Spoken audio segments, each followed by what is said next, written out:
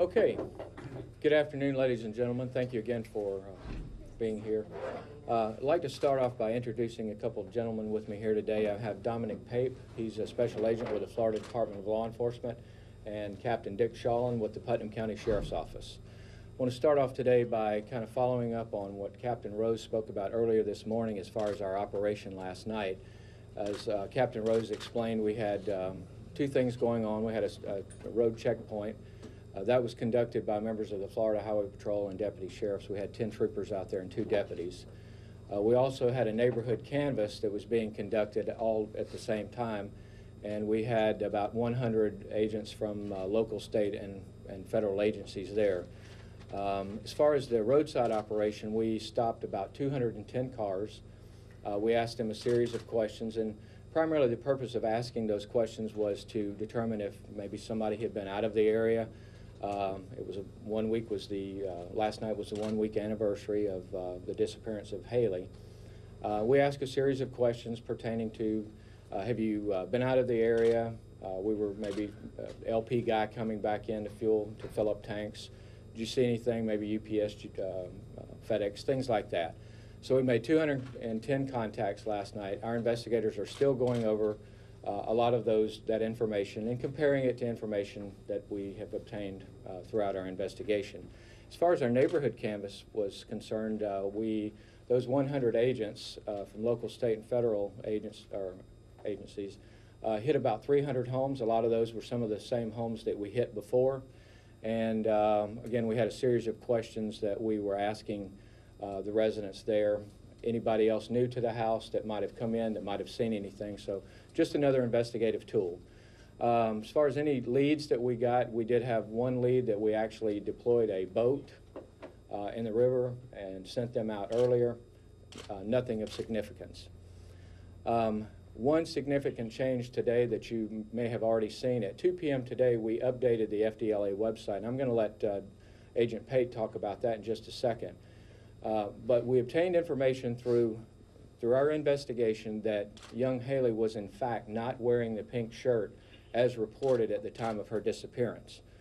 The FDLA website has been updated, as well as our signboard, and members of the media have been handing that out. I want to just tell you right up front, we appreciate the fact that the media has kept this in the forefront. You have a job to do. We appreciate that. I know you're trying to obtain information, but we have a job to do as well. And we have an obligation to not to jeopardize this investigation by releasing any information. We've got the life of a 5-year-old at stake here. So I just want to preface that when I open it up for questions, we're not going to talk about any investigation pertaining to this pink shirt. Law enforcement has that in our possession. So I'll start off with a few questions. Was she wearing anything else besides the pink shirt, like a different color shirt, or? Well, what we're putting out on the Amber Alert is that we really don't have a clothing description. Does that mean that there was inconsistencies in the story, that if you were told there was a pink shirt and now you know in fact that is not the case? But the key to an Amber Alert, again, an Amber Alert is only as good as the best information that we have at the time. At that time, that was the best information that we had. Due to some investigative activities, we have ascertained that, you know what, that was not the best description that we know today. So we changed the Amber Alert. Information is key. We don't want people focusing in on that shirt if we know that it's not part of the investigation. And it is not part of the investigation today because we have that item. So now what we need people to focus on is the face, because we do not know at this time what the clothing was at this point. So we need them to focus on the face. And the other thing that we need to do is focus on Crime Stoppers. Okay, we need information. We changed the Amber Alert, and we know that the information is the key, and at this time, that's why we did that. The whys, wheres, and how comes, we're not at liberty at this part of this investigation today to get into that. It's not the time. The time is to find her and to key on her face, of course, and her physical description, not the items of clothing, because we're not sure what she had at the time today. That may change tomorrow, the next day, or the next hour and a half. But today we want to get the new message out so that people now are looking for that face. Where should we be looking? Is this a national manhunt now, or it still says statewide? At any place that I can get a lead. So is it responsible for us to say this is a national search, national manhunt? It's been a national manhunt from day one. We will take any lead, any place, any time that we have mentioned in earlier press conferences. I don't know where this investigation is going to take us, and every lead is critical. So we will take anyone that will lead us to her recovery or lead us to a subject. 1 week The ago clothing today, description has changed. Is there anything else that has changed about the description of what happened that night that she disappeared? We're not going to get into any of those other facts. Today is the key about the Amber Alert, updating the Amber Alert, getting out that new message, and that's the focus for the press conference today. You 1 mentioned week that ago they today, had a pink the shirt. sheriff said the first 24 hours in a missing child's case is the most crucial. Here we are now, day 8. Do you have any new concerns? I mean, what concerns do you guys have at this point? Well, obviously, as we've said all along, the question was asked to me the other day about where we were and what information. We have information. We're not going to release that information because it could potentially jeopardize or compromise this investigation. We want the public to know that we're looking for this child, but again, we have the life of a child at stake here, and we're not going to do anything that would compromise that. So Here. the website's basically saying we don't know what she was wearing. There's not an additional description of something else she was wearing. Correct. Correct. Okay. And you said When you you had say that that- pink shirt, did you send that off to like the FDLE crime lab or anything like that? Again, we're not going to discuss anything more about the shirt. Just to say today that we have that. We will work that as a piece of item, and we're not going to report any more facts to that. You But mentioned nobody- Wait. today. Can you reiterate why it's endangered today? I know you went over that yesterday, but why endangered today in big bold? We have, at the sheriff's office, we have a standard template for missing, endangered people. We use it a lot with elderly people that might walk away, a missing juvenile that might have been a runaway or something like that. When we got these things out pretty promptly. We just used our standard template that said missing person. Yesterday, we just decided to go ahead, because we needed to create some more flyers yesterday. So what we did is we just put the red header on there, endangered. I guess I'm asking, Chief, is there a significant difference in terms of the investigation? I mean, does it add, is it up the urgency? Is it? No, sir.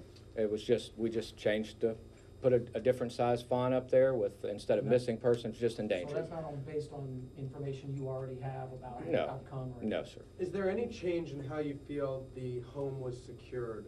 Obviously, they said all the doors were locked, there were no signs of forced entry. Is there anything that would lead you to believe that a door was opened after the girlfriend, Misty, went to bed? Again, we're just not going to discuss any avenues or any information regarding our Have investigation. you talked to Misty again in the last 24 hours? We have talked to Misty a lot. Can you say We've whether, talked to a lot of people a lot. Did she have access to a vehicle that night that Haleigh? Again, we're just not going to talk about issues that might compromise this investigation. You mentioned one of your leads, you sent a boat out and that one didn't pan out. Without getting too specific about how you got that, can you talk about if that was from a word of mouth, if an item was found that led you toward the water? Was it a tip that came in through a call? Let's put it like this. Yesterday, we reported that we'd received over 500 tips or information being called in. We're over 1,100 today, probably closer to 1,200 by now. That's why, as Agent Pape indicated, we really want, Crime Stoppers they called us and said, hey, do you guys need some help? And we do. Our comm center is absolutely overwhelmed. We've been putting out the 329-0808 number, but what's happening now is we're asking people if they've got leads to call 1-888-277-TIPS, and that's on the FDLE website. Okay, I'll take one more question. Chief Ryan, just basically you're talking about this shirt that was discovered, I guess, that we thought she might have been wearing. Does the discovery of that change two things? Number one, whether or not you thought she was abducted, and maybe not whether she's still alive. It does change nothing. Number one, we do not have this child in our hands, and that's what we're waiting on. So the clothing, is it an issue? Yes. But the bottom line is the face is what people need to focus on. We need to do all the efforts that we can to find this girl. And the investigation hasn't changed just because of the clothing was different. And after the latest efforts, do you have a feeling as to whether she's in the area or out of the area? I'm not going to answer that type of question. It's very hypothetical. You know, we're doing everything we can to recover this child. That's goal number one. We will not leave a stone unturned or a lead not followed up, and that's the key. And that's why we're here today. Again, we need to focus on her face, and we need to focus on those information to come to Crime Stoppers. And I think with that, I think we're done. I would like to make one other comment about Captain Shawlin.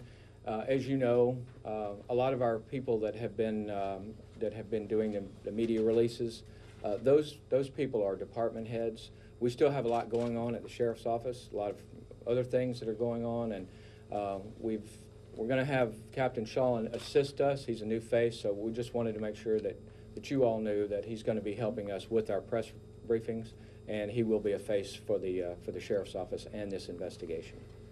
Thank you very much. Thank you for your time.